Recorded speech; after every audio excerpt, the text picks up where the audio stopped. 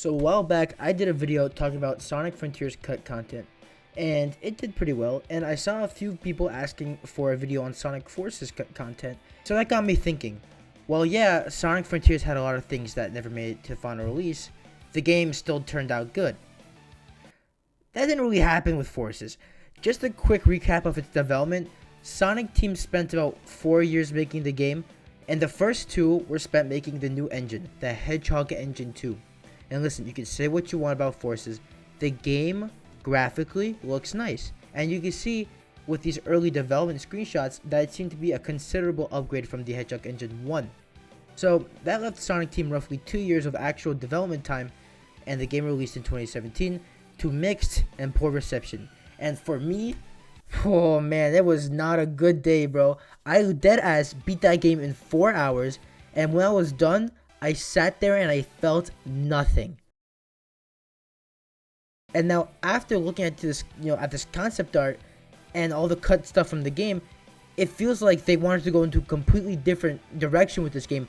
And the difference with this game and Frontiers is, instead of, with Frontiers making me feel a bit like sad, like, oh, they didn't put this in the game, I feel kind of angry. I'm kind of pissed off.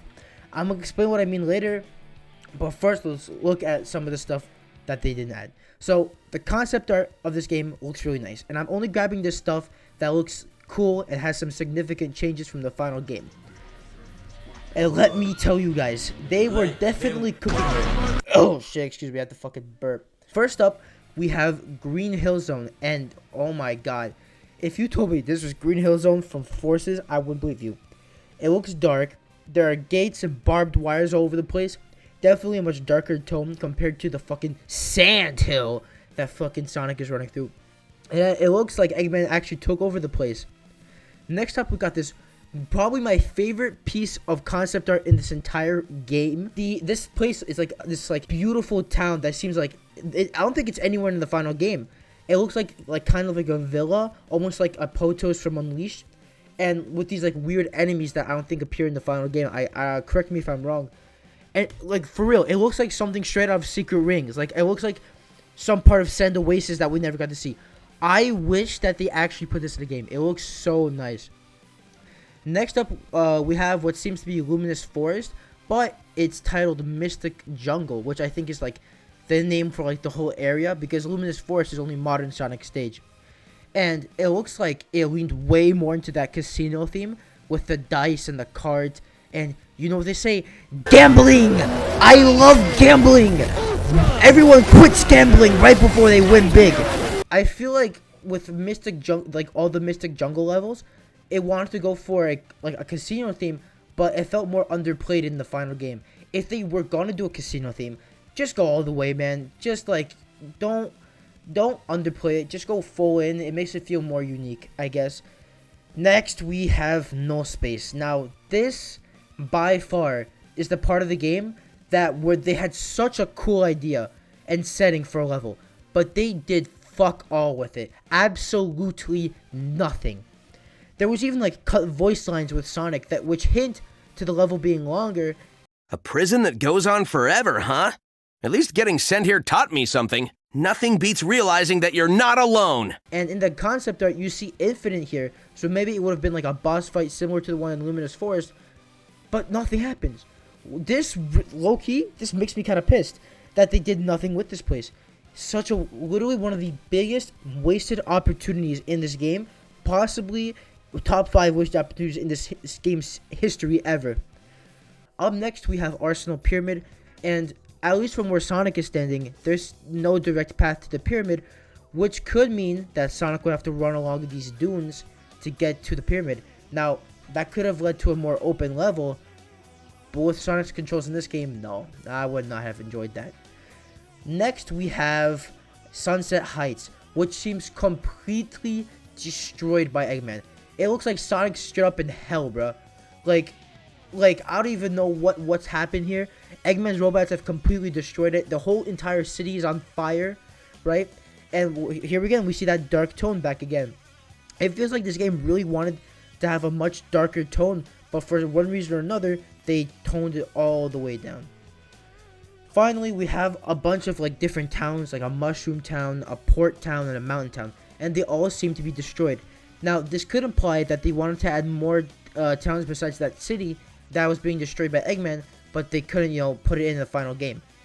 And finally, we have the battle at the end of the game, which seems to be more grand scale and more of a big spectacle than the $20 cutscene that we got at the end of the game. Now, something that sticks out to me, and something that's kind of interesting with all the concept art that includes Sonic, is that there's something missing, or someone that's missing. Classic Sonic. Not a single piece of concept art that I could find includes that blue motherfucker. And this further proves my theory that he was never planned to be in the game from the start, and he was added last minute just so that they can connect this game to Mania and to pander to everyone's nostalgia. And that's probably why he controls worse than he did in Generations, and why they just retconned him being from another dimension instead of being from the past, because they literally had to rush him in. They probably forgot, oh wait, is he from the past or from the another dimension? Oh, yo, this game got me.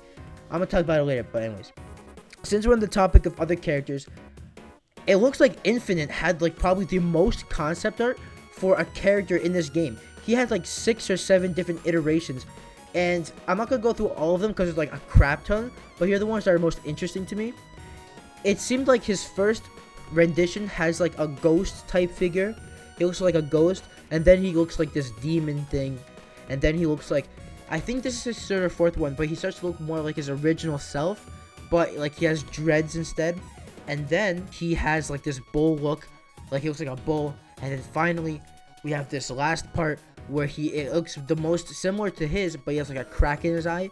And then finally we get his actual final look, which I like the first one more. I'm sorry, I don't like I never liked his original look. It looks kind of goofy. I don't know why they made it like make him look like the drill wisp. I don't know why it looks goofy.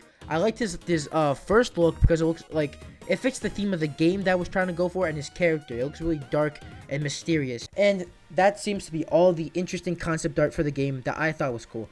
Now, when looking at this game's concept compared to Frontiers, I'm starting to feel not as bad about Frontiers concept art and the things that we didn't get. Because though they were not able to get the full vision of Frontiers, they were still able to get what they wanted. Like, the themes of the islands still match what they had an idea. Like, Kronos still has the pyramids and the ruins. Ares, I'll say this before and I said it again, Ares feels like the most complete island out of all of them. It feels like they got what they wanted. Like, the themes feel like they want to get through. It feels the best flow of the islands, the best boss fight. I love Ares, right? And even Chaos, even though it doesn't play the best, I feel like they still got the theme, like the factory theme through. With this game, a lot of the areas look completely different from the final game. And like full areas seem to not even be in the final game, like completely cut. Like the villa town next to the sea. And low-key, not even low-key, high-key, it makes me kind of mad. They actually, they were cooking a full course 5-star meal, and then the chef was like, no, it's raw. Even though it was cooked, it was perfectly cooked, they decided to throw it out. For what reason? I don't know. And I think it's a tale of 2 stories. Yeah, Sega, sure, Sega's always at fault. They only had 2 years to actually make the game and all that stuff, and like having 3 level designers that are complete newbies. But I feel like Sega is not the reason why this game turned out completely different. They wanted to make this game like dark. You can see like Green Hill looks like it completely took over. Like literally the entire town turns into a hellscape, and we have such beautiful places like this villa. For some reason, they decided to completely change the tone of the game. I don't know why, and I feel like because of that, a lot of the stuff had to be changed and cut to fit their new tone for the game. And the thing is, they still tried to make a quote-unquote darker tone for the game. Like, for example, Sonic was apparently tortured on the Death Egg for, 6 months or something? He looks completely fine. He doesn't look tortured. And apparently, Tails loses it after Sonic apparently is dead. But he seems completely fine. And then we have no space. Fucking no space. This game makes me more pissed rather than upset, honestly. This game single-handedly ruined Sonic for like a long time for me, man. If it wasn't for Frontiers, not only would I not be making videos, I wouldn't even be part of like, I wouldn't even be playing the games anymore, man. So yeah, fuck you, Forces. And that is basically all I wanted to say. If you guys enjoyed, make sure to like, subscribe, turn on notifications, and comment what you guys think about this concept art. Because I'm telling you right now, if they actually went with what they wanted to with this game, oh my god, it would have been so much better.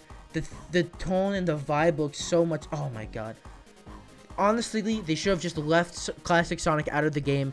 They should have focused on making they should have went full head on with their darker tone. Honestly, thank God they got rid of Pontaff. Thank God. I will forever be grateful for Ian Flynn. Maybe we don't have the same people writing the stories like from like Adventure or the Unleashed or the Storybook series, but we have Ian Flynn. I will take anything, and it's not to say Ian Flynn's bad, but oh my god, thank God we don't have these goofy guys, bro. They literally, before this game, funny story, before they were hired, the most they knew about Sonic was from Wikipedia. I'm not even joking. You can look it up. And they were writing for like what Disney Treehouse, I think, before that. So yeah, thank God they're gone. We have Ian Flynn writing the characters now. Oh, man, this game makes me kind of pissed off. I'm not even gonna lie. But listen, rant over, video over. I hope you guys enjoyed. I had to take a little break from playing Tears of the Kingdom like this. I just got my capture card, so I will be making the Tears of the Kingdom. I decided not to do a review on it because I know y'all not gonna watch it.